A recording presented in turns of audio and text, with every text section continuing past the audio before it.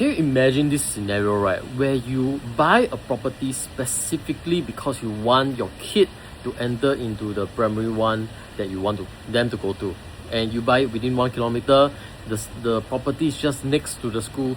So you are thinking in terms of a lot of conveniences for you and your family should you go into the school. But a lot of times when we go in through the 2C phase, right, it all boils down to luck. Okay, so you may or you may not get it.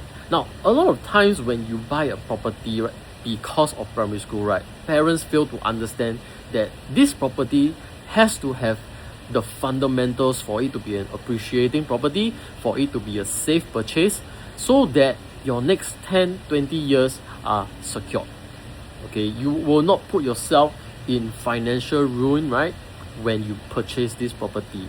Now, it could be that the school that you want your kid to go to, the properties around them, they are of a certain price point.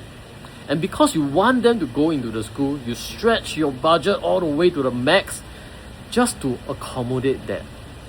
And to me, right, that is something that is very dangerous. Because first of all, you cannot guarantee 100% that your kid will enter into the primary school.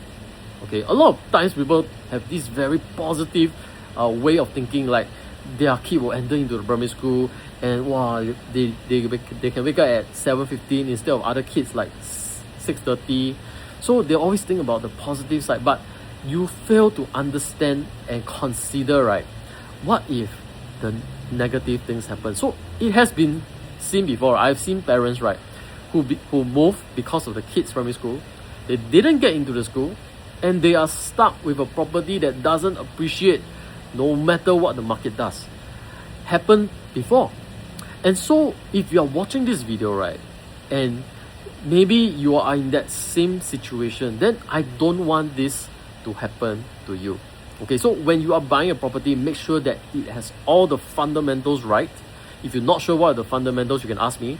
And this will actually ensure that you cover your bases.